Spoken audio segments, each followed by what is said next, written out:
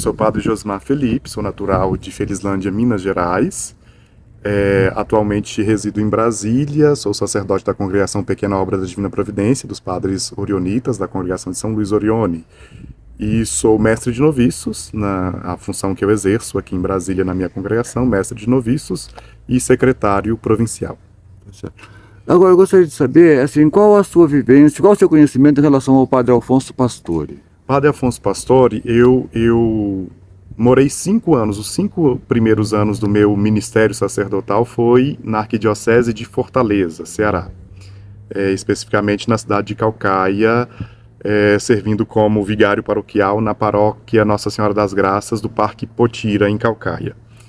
E ali, quando eu cheguei em 2020, final de 2019, início de 2020, comecei a ter conhecimento. Então a paróquia nossa, e assim como um todo no Ceará, em tantas paróquias na arquidiocese, todas as dioceses, quase todas do Ceará, existe o movimento ECC e EJC, né, como é espalhado pelo Brasil inteiro. Eu, na minha adolescência, eu fiz o EAC, que é o Encontro de Adolescentes com Cristo em Felizlândia, Minas Gerais, a minha cidade de origem. Pois bem, em Fortaleza, já como padre, né, meus primeiros anos de sacerdócio, alguém descobriu, não sei quem, como, o bispo auxiliar Dom Júlio César, que era o bispo auxiliar naquela época da Arquidiocese de Fortaleza, em 2021, hoje ele é bispo da Diocese de Floriano, no Piauí, foi transferido. Ele era o responsável pelo setor juventude da Arquidiocese e me procurou um dia para falar do EAC que estava para ser implantado na Arquidiocese do Ceará e no Ceará como um todo, porque não existia. E já existia uma comissão que já estava preparando, então eu passei a fazer parte dessa comissão que já existia de casais do ECC e jovens do EJC que estavam estudando, né, da articulação, era uma articulação arquidiocesana para implantar o EAC na arquidiocese como um todo. Então eu comecei a fazer parte com a minha experiência, né, que eu já tinha feito EAC na minha cidade, e no Ceará não existia EAC ainda, na Arquidiocese de Fortaleza, e nem no Ceará como um todo. Então eu passei a fazer parte, então ficamos uns 10 meses estudando e programando, e escolhemos uma paróquia, a paróquia aceitou, então nós conseguimos implantar o primeiro EAC da Arquidiocese de Fortaleza, como articulação organizada, né, por mandato do bispo, que era o responsável da juventude. E ali que eu descobri que era o Alfonso Pastore, o inspirador, tanto do ECC como do EJC e do EAC. Então nós começamos a estudar documento de Pompeia, né, que é onde começou o ECC, que inspirou também o EJC e o EAC no mesmo estilo carismático pedagógico, eu costumo dizer assim. Né? Então ele criou esse sistema de escola... Serviço-escola. Serviço-escola, né? Um serviço-escola, o ECC é um serviço-escola, o EAC também e o EJC também. É a mesma metodologia. E para que exista o EJC, né? Aliás, para que exista o EAC numa paróquia, é necessário contar com pelo menos... no mínimo, o ECC, que são os casais, que a gente chama depois de tios, que já fizeram o ECC, que vão ser apoio, né, para os adolescentes e também por EJC. Então é uma continuidade, né, desde a adolescência até... Então nós começamos, aí que eu fui descobrir, né, nem quando eu tinha feito na minha cidade eu não sabia do Alfonso Pastore, né, não tinha conhecimento, porque eu ainda era adolescente, não era da articulação, não participava muito assim, enfim...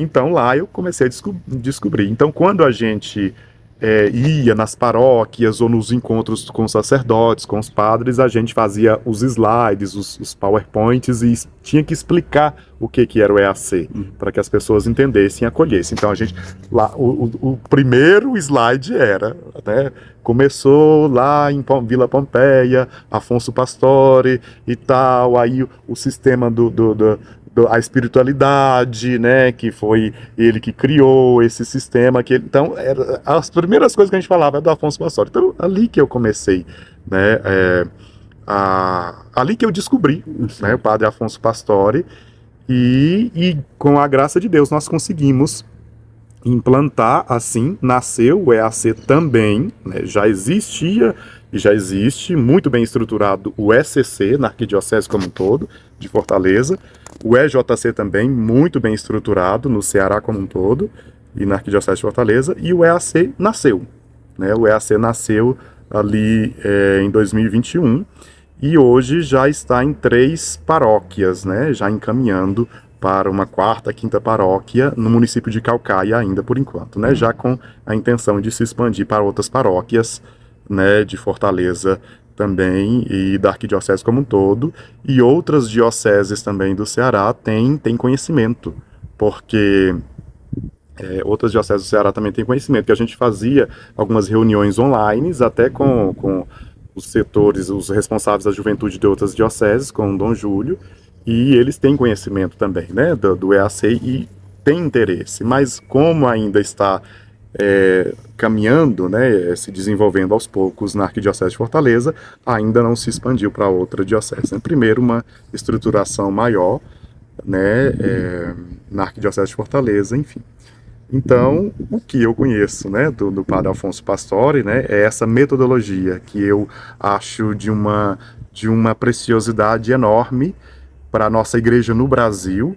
Eu tenho conhecimento de que na Venezuela também existe, né, o EAC, o EJC, não sei se o ECC também, mas eu já ouvi falar. Agora não sei se é a mesma estrutura do Afonso Pastore, não sei se não sei se é a mesma metodologia, né, se é dele ou se é algum encontro que foi feito, né? Tanto é que quando a gente começou a estudar para fundar o EAC na Arquidiocese de Fortaleza, a gente descobriu que uma paróquia já tinha feito o EAC, mas não como articulação diocesana e nem no sistema de Afonso Pastore. Era somente um grupo de adolescentes que se chamava Encontro de Adolescentes com Cristo, mas não tinha nada a ver com a metodologia do Afonso Pastore. Né? Então, nisso, eu acredito que essa metodologia, esse serviço escola é de uma grande validade, importância de consistência para a missão, né, das paróquias. Né? Uma paróquia que não tem ECC, por exemplo, ela sofre um pouco com déficit do engajamento das famílias, dos casais, né? Isso eu tenho como experiência, né? Isso eu tenho como experiência das paróquias que eu já vivi, dos padres que eu já conversei e das experiências pastorais que eu já passei. Então, as paróquias que existem, o ECC, EJC e EAC, são bem mais consistentes com o apoio, né, das famílias para com os serviços pastorais como um todo. Tem uma convivência comunitária melhor, eu diria, né, padre? Com certeza, porque esse serviço escola, né, acho que já está definido aí, serviço escola, prepara tanto o adolescente do EAC, quanto o jovem do EJC e quanto os casais do ECC a assumirem as pastorais. Né, a assumirem outras pastorais, né, ensinam, é uma escola que ajuda eles a entenderem melhor essa missão da paróquia e se engajarem ali. Então isso é fantástico para um engajamento comunitário, e a igreja tem que ser assim. Né? O senhor acha que o EAC e o EJC seria uma forma de trazer de volta o adolescente e o jovem para a igreja? Porque o jovem e o adolescente andam meio afastados também, né? Com certeza. No caso da Arquidiocese de Fortaleza, essa foi a intenção do Dom Júlio, né? Nasceu do coração dele, implantar também ele sabia, bom, já temos o EJC, que é da faixa etária de 15 anos para cima, já temos o ECC das famílias, mas a nossa juventude, quanto mais cedo a gente pegar, melhor. Isso era a expressão que ele usou e com certeza é de validade para a missão da igreja como um todo, né? Então, os adolescentes, a gente já começa aos 11 anos, 11 para 12 anos, já acolher e convidar para o EJC, né? Porque a realidade de algumas igrejas particulares pelo Brasil que os nossos adolescentes já estão se envolvendo em ambientes, em estruturas, né, do crime, das drogas, que não convém para ninguém, né, nem para adolescente, nem para jovem, nem para adulto. Então, quanto mais cedo, essa era a intenção do Dom Júlio, e de grande validade, né, pegar os adolescentes, os jovens para a igreja, é melhor. Né? Então, eles já são inseridos ali, já são convidados, né, a fazerem parte dessa estrutura que os envolve, né, na missão já da igreja, já como adolescentes. Nós estamos num encontro aqui em Brasília, padre, onde se discute a causa dos postuladores a santos, né? Então se comenta muito hoje, principalmente no ECC e tal, a questão da possível beatificação do padre Alfonso. O senhor, com toda essa vivência, você acha que é merecido? Com certeza, merecido né? Mas os passos serão com certeza seguidos, né? Com todos esses relatos, com uma devoção que pode suscitar no povo, para quem conheceu a ele, quem conviveu com ele, com certeza, né? Nós podemos ter, com certeza existem pessoas, né? Se eu não me engano, Eli, que conviveram com ele, né? Ainda que estão vivas, né?